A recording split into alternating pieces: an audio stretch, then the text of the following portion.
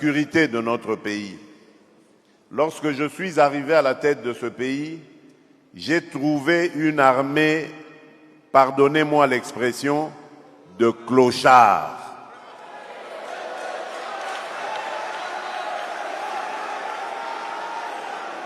Je vous dis très sincèrement, j'avais une admiration sans faille pour nos militaires, mais les militaires de troupes, parce que ces gens, on les envoyait au combat sans ration, sans solde, sans munitions, sans encadrement, et on leur demandait de faire des miracles.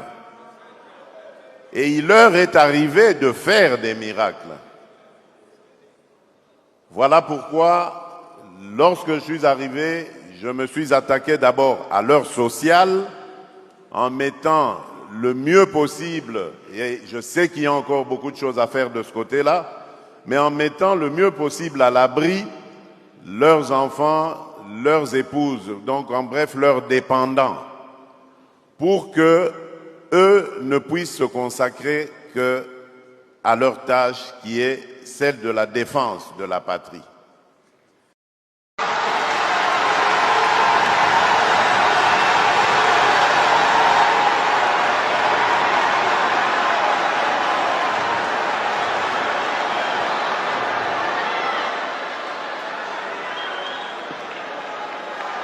Excellence, Monsieur le Président, réalité biso ba jeune tozo vivre nango awa na Kinshasa ezali pasi. Biso tozanga biso ba oto bimana ba famille ezanga griffe. Nyonso ekoma compliqué. Musala ezate, opportunité ezate. Soko kei kokotisa CV papa naza parmi ba jeune oyo na kotisa ba CV, na kotisa ba projet ba yiba biso yango par manque ya sécurisation projet.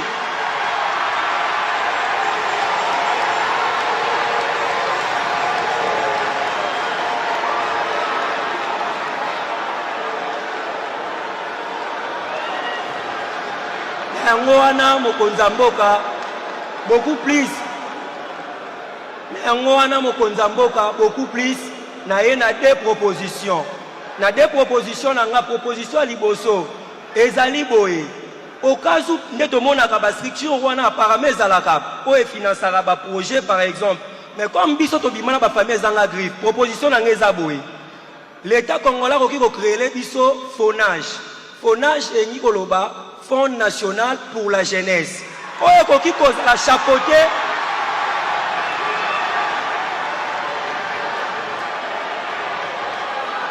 Oyo qui cause la chapeauté par biso ba jeune.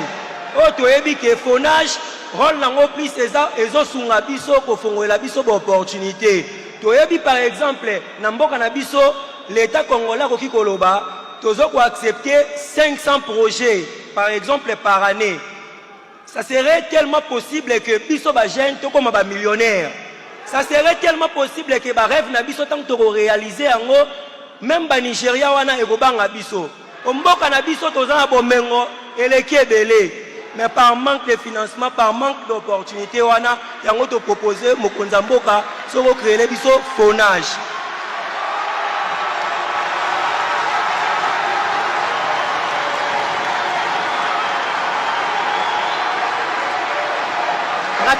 Rapidement, passer à la deuxième. Et sur mon deuxième point, pour aller chiter, deuxième proposition Nangaï, Ezali Boé Mokonzamboka. S'il y aura possibilité, tout le monde côté opportunité, tout le côté emploi, biso ba jeune, et belé totondi awa, parfois pongé aussi la biso ba 4 heures du matin. Nzoto bo imbetu, mais moussa les athées. Yango wana, biso toye na proposition Fati Beton Moukwa Tombolo, toye na proposition Boé. S'il y aura possibilité, gouvernement était la biso ata ANAS. ANAS c'est l'Inkolo Baboué. Agence nationale d'assainissement. Agence.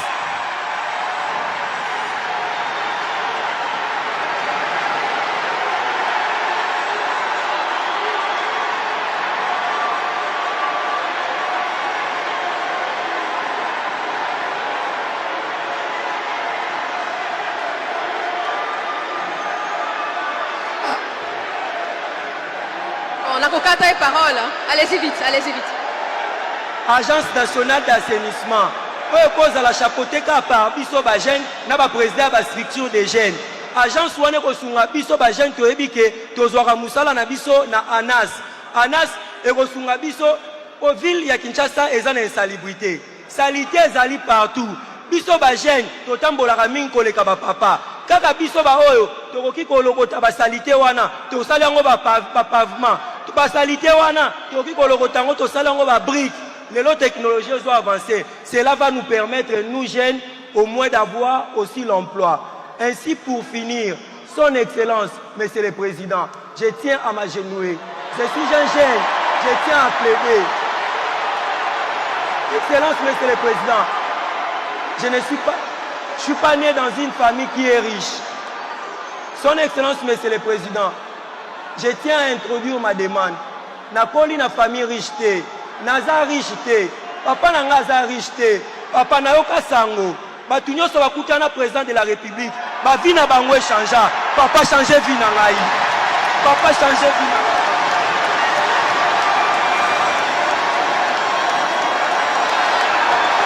Papa change ma vie.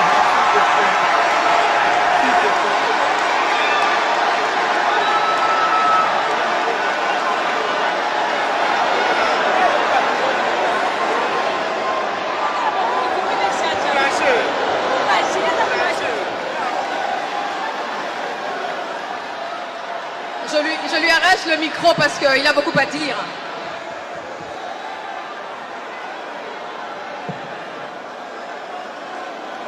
Banamboka.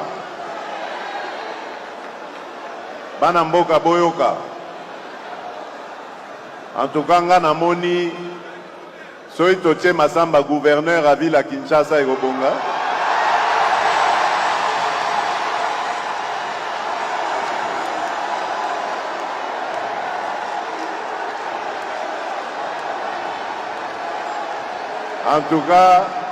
En tout cas, Ayebi Moussala, bon, ça c'était une moi boutade, moi blague, Nasaki.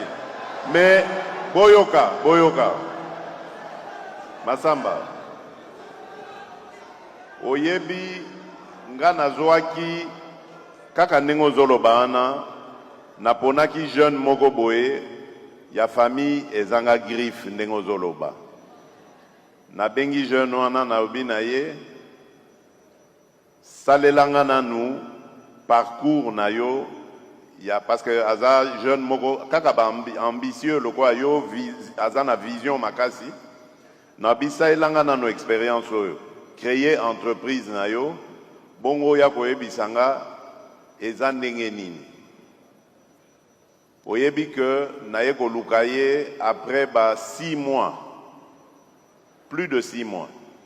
Nasengi ba lukaye susu ba yela ngaye na tunye na niveau komi wapi. Abi nanu nasali entreprise te mais nasi na dépensé déjà $750. Na bengi ba collaborateur na ngai na bi bomoni pasi ba jeune na biso bazomona yango. Ce n'est pas normal. $750, c'est pas famille nyonso et koki ko bimisango pona mwana akene kosala entreprise na ye. Donc nalingi to lukaba acteur nyonso oyo batalaka likambo ya création d'entreprise surtout pour les jeunes. Bongo total ndenge nini on peut simplifier le parcours ba jeune na biso bakoka kozwa ko créer ba entreprise na ba yango tina wana boyokaki lisolo ya table ronde pour l'emploi et l'entrepreneuriat des jeunes nalingaki tosala nanu bilan lobi tosolola kiango lisusu na conseil des ministres nalobaki que tokobimate que na solution balamoko mais ce qui est vrai c'est que tobandi kokende esika solution ezali eloko nalingi koyebisa bino ba jeune c'est que mosala c'est vrai l'État apesaka misala. Nauti oloba likambo ya gouverneur de la ville, c'est un mandataire, enfin un fonctionnaire de l'État, haut fonctionnaire Yamboka. Mais esika misala mizwamaka ebele ezali naba création d'entreprises, le quoi petites et moyennes entreprises, petites et moyennes industries, des secteurs où ebotisaka misala ebele. Nga nayebi epe nazana confiance na jeunesse na biso. Nayebi jeunesse na biso, nayebi ba idée bazana ngo tozana jeunesse moko o ba benga na lopoto ingénieuse. Ba idée ezozanga te. Mais eloko ezozanga biso ezali koyeba ko encadrer ba jeune wana komema bango sikoyo esika ba opportunité ekoki komona na pona bango. Yango wana tina ya table ronde et puis ndenge bolandaki ne bandeli na félicitaki ministre oya jeunesse, ministre na biso ya jeunesse a eu initiative ya village d'opportunité pona kokutanisa ba jeune bazoluka misala na ba entreprise o ezali koluka ba jeune. Eloko mingi o ezangaka biso ezali information. Yo koki kovanda no lobi aussi si classe na yo na kotsi ba CV, oui. Mais kokotsa ba CV wana, ce n'est pas normalement la bonne solution. Il faut pas orienter yo. Na bamboka poto kuna bazalaka na ba entreprise justement o ya lokwa ya biso tozaka nango onema wa. Baza na ba chargé ba personne baza chargé ya kolandela. Donc tant ozotika CV na yo yende mutu sikoyo aza na kati ya entreprise wana koluka sikoyo ba opportunité. Nde yango bomoni to salaki susu ba réforme na ONEM to sengi bango ba poussana davantage auprès des entreprises pe ba benda ba jeunes, surtout ba jeunes entrepreneurs ou demandeurs d'emploi baya bakutana eza na Carrefour. Po eloko ezanga rabiso mingi ne na lobaki eza manque à information. D'information sur ezate ba opportunité pe ezali ko échapper yo. Donc tolingi kokoti sa ordre na katuana. Likambo yo ya motu ya msu na bosanaki na ba intervention na nga ya liboso oyo ezali projet na biso oya monene nga nazomona ezali identification ya population na biso. Parce que bato ebele na monia wa ba défilé o esalemaki on a sepela inangwa wa na moni ba maman maraîchère na moni ba maman vendeuse et tout ça. Mais nyonso wana ezali secteur informel ya économie na biso mbongo ezali ko échapper mingi na trésor mbongo tokoki ko mobiliser ko tiana ba fonds de garantie pour ba fonds de garantie wana ekoka ko rassurer ba banque ekoka ko pesa ba crédit ya bato lokwa bino boye mayele ezali initiative ezali.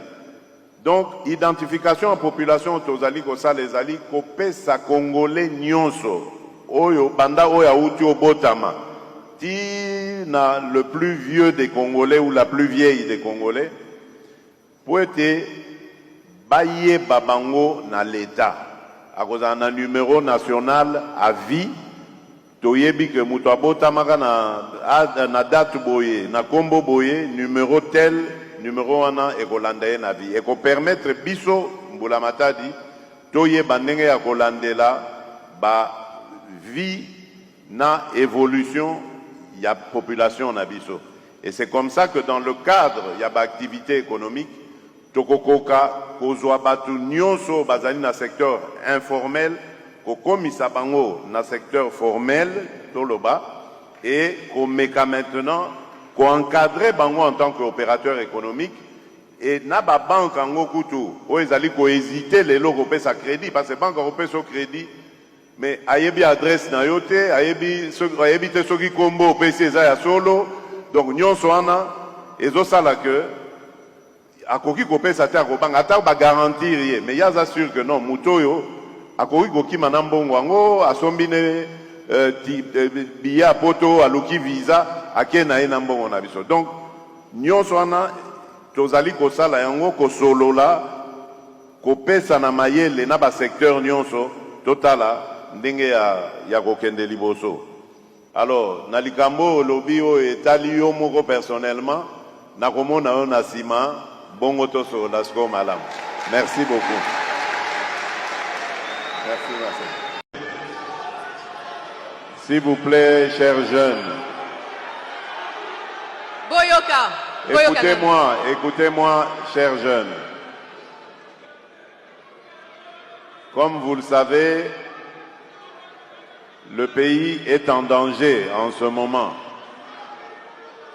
Nous sommes en train de faire face à une situation sécuritaire très grave qui nécessite ma présence ou mon omniprésence aux côtés de nos officiers supérieurs et officiers généraux pour continuer à diriger les manœuvres.